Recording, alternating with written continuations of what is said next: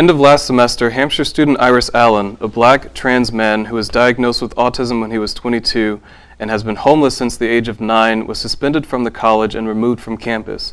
It was the weekend before a conduct hearing, and the decision was made unbeknownst to him.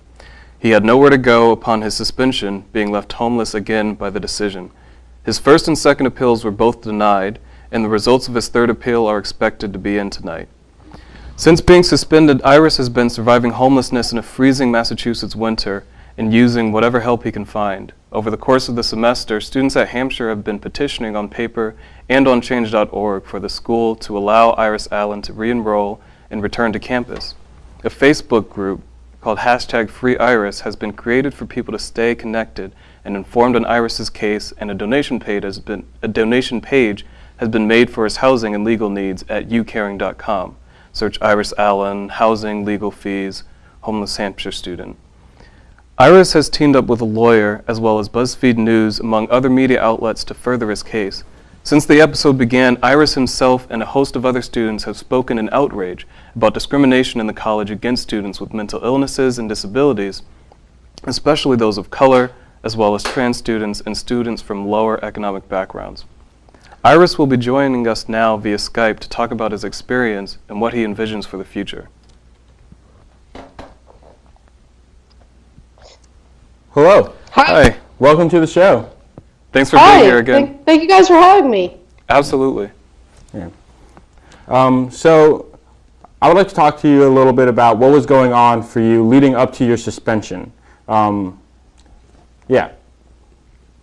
So basically, I was in my psychology of close relationships class, and I,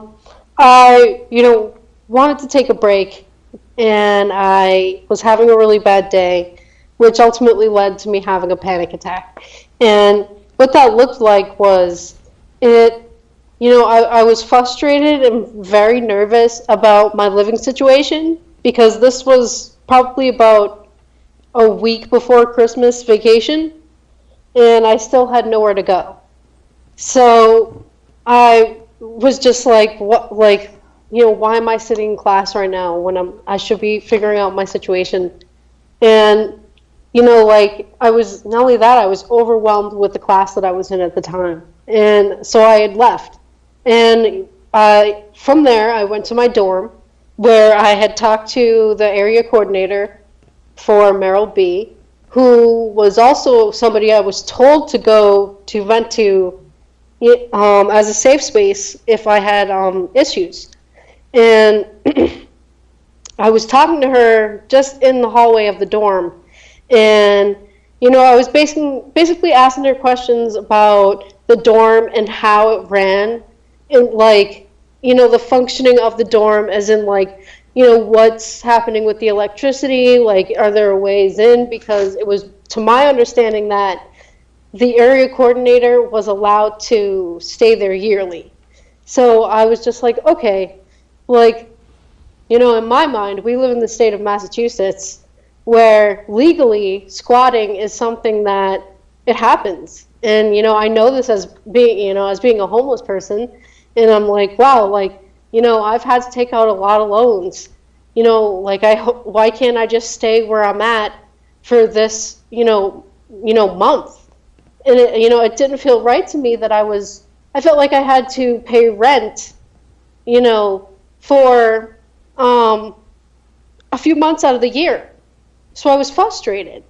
And, at my hearings, they, were questioning, the fact that I had called it aggressive behavior. And, I feel like what happened was, that incident has been so demonized, and there's so many rumors about it that everybody who is going to believe what they believe can believe what they believe. But I know what happened, and I know that it was a harmless panic attack that had happened. It happens to most people in life.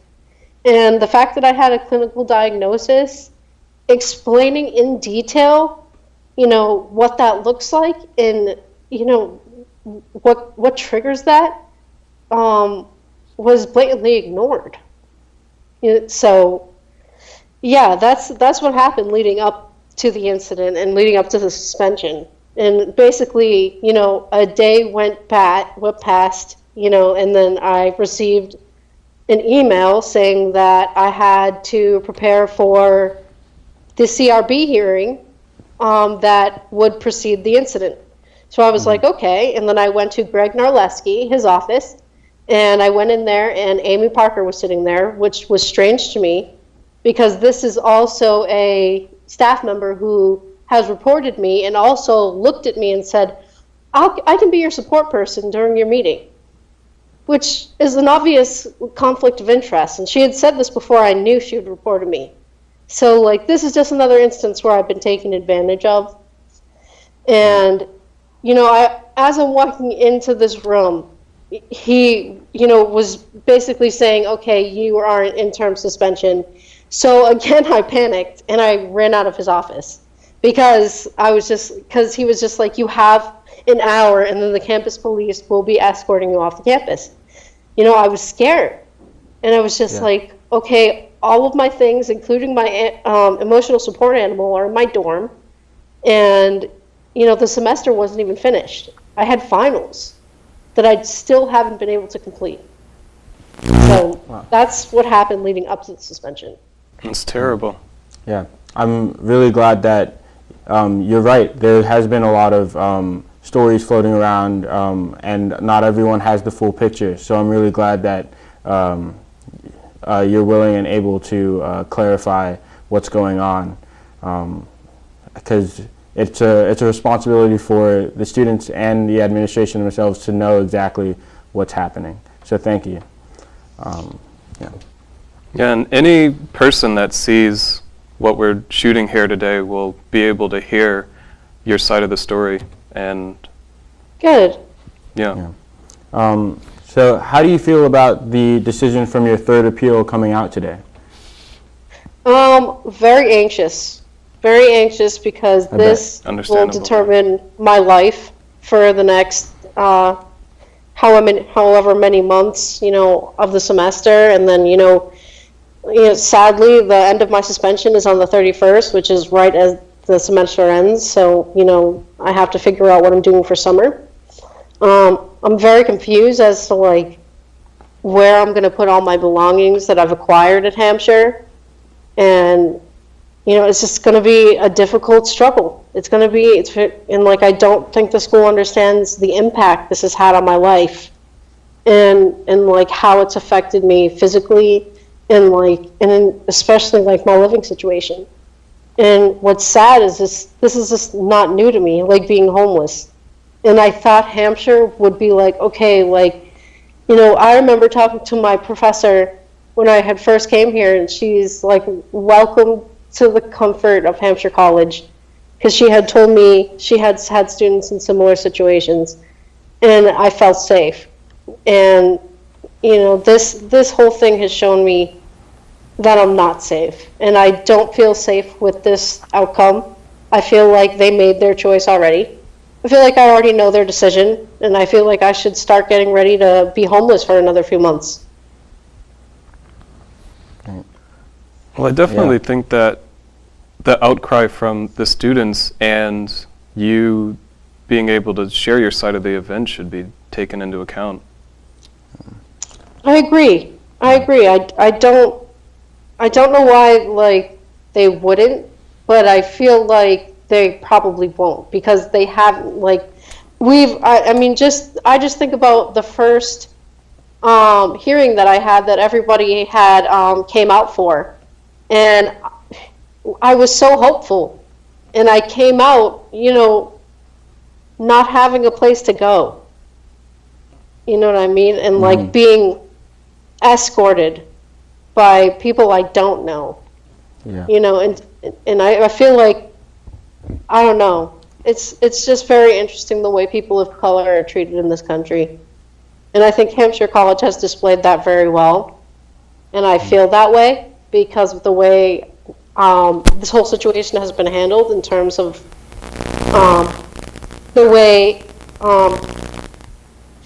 the two detectives had put me into their car, and the fact that every single accommodation I requested and everything I felt uncomfortable with was ignored, including at the latest dean's hearing. I also I just feel like this system is designed for me to fail. And I'm not surprised that, I'm falling through the cracks. And I've actually just started researching something called the pre-K to prison pipeline. And it is very interesting and similar to the situation that I'm going through, where they take kids of color, and if there's any reason to be thrown out of class or taken away, they're going to use that opportunity, just kind of like how they used that with me. And what happens is, since these kids are out of school, they're more likely to be imprisoned. They're more likely to, do drugs, and they're just more likely to have a poor quality of life because they have no education. And I feel like that's sort of what's happening to me, because I had my panic attack, and I think about if this was anyone else in this situation who was in a better social standing or a wealthier class than I am, and how, would officers be surrounding them? Would they be put into a car? And it just makes me wonder. Right. It just makes me wonder, and I don't know how to feel, because this is the only school I applied to. In this school, I really thought that I'd be not ridding myself of the systematic racism, but I thought it would be diminished by a lot. And when I saw the Black Lives Matter sign, on the dorms, I felt really happy. And for this to all be happening, I'm just so confused, and it's helping me understand my place in society as a marginalized student, and my place at Hampshire College in the eyes of the staff. And that is, they don't make money off of me, and they don't make immediate money off of me because I take out loans and financial aid and grants and scholarships. And because I'm an independent, it's very easy for me to just be thrown away.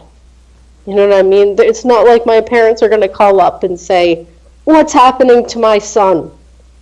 That's not going to happen. Right. And they're fully aware of this. And they understand my lack of resources, which, they use to their advantage. Just like, just how it works on the outside world. And, this is how the system works. And because I don't have the right physical attributes, then I'm not as important member of society, of Hampshire society. And it's clear because I was treated that way, physically abused, emotionally, psychologically abused. Well, you talk about the hope that you had when you were coming in and the racism and discrimination that you faced when you got here. Do you think that completely disillusioned you from the college experience or Hampshire in general? I don't, because prior to going to Hampshire College, I was very, intrigued in doing research on Hampshire College. I wanted to know everything about the school. And, I would call up admissions at least 2 or 3 times, every 2 weeks. You know what I mean? I had to, schedule it out because I'm just I don't want them to get annoyed with me, but I just wanted to know about the school. And I thought that I had done enough research. I had looked up statistics of, what's the percentage of people who get in, you know what I mean? And I understood that there weren't a very large population of people of color. But I also understood that the school was very progressive. And I'm not about the division of white and black people, you know what I mean? So I was just I can still feel safe in a place where it's predominantly white, but everybody here is progressive, and everybody will understand the trials and tribulations that black people naturally have to go through. And I thought that with my background, people would like that, and it would help me, build a network because, I've been homeless. You know what I mean? Like, I was abused my whole life, and it's just I don't know. It's just very hurtful that Hampshire College is doing exactly what my parents did my whole life. And I said this in the dean's hearing. They're punishing me for things that I don't understand, and I'm just taking the punishment and not understanding. And then just when I come back, because I do want to come back. Yeah. I'm just gonna have to, I don't know, just like do everything I can to teach myself. I know for sure, like, I've definitely learned next time if I have a panic attack, I need to go to the cultural center and just shut up about it until it's safe for me to talk about it. Because I was in a place where I was not safe to talk about what I was going through because I was reported. And that's the hardest thing that I've come to learn at Hampshire is, like, in terms of the staff, is who will be my friend, who will be the oppressor. And it's very hard for me to understand who, not only because of the things that I lack socially, but because, I have a tendency of trusting people because, I want that love, you know what I mean, that I never got. And it's like, and when I make a friend, it's just like, wow, you know what I mean? Like, this person cares about me. And I felt that way a lot with some of the staff members, specifically Amy Parker, because the day that she was like, I'll be your support person, I had gone to her office to talk about why I was being reported again, because they don't tell you who's reporting you. And I was trying to figure it out. And this was something that happened like mid-year. And it was another, like Iris said something somebody didn't like, so we're going to report her. And it was to Amy Parker. And then for her to sit there and say, would you like me to be your support person? Two of my friends had gone there with me to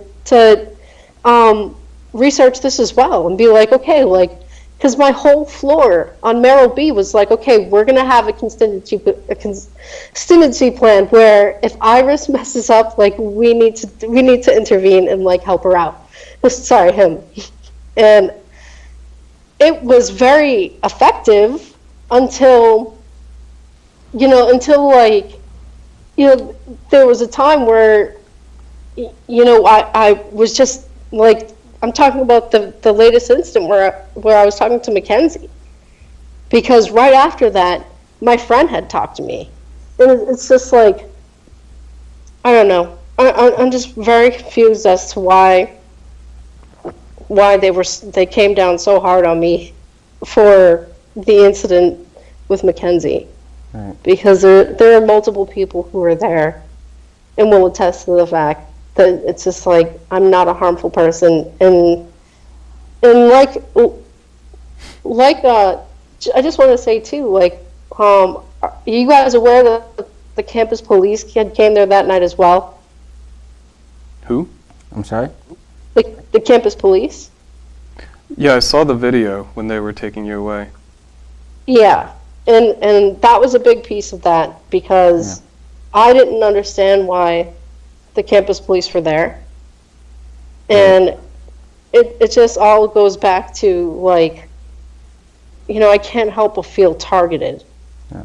And I think it's an important discussion to have, that if that kind of action can be taken here at Hampshire, and it's still obviously prevalent in our society, but if not even a place like Hampshire College is safe, then that's just a statement that we don't want to make as a school. And Iris, you have the support of Hampshire College, and I appreciate you being here on the show. Is there any final statements you would like to make before we sign off? Yeah, I am just really first very thankful that I have the support of my friends and family at Hampshire College, and I'm just really glad that, like, even though this has been a terrible experience for me, I've learned a lot about myself, in terms of like my own gender and what I believe and who I am. And I'm really glad that Hampshire has at least given me that, because even if I never went back to Hampshire, like, I did gain some life experience. And I'm just very happy that I have the support of the community, because I never like thought that I could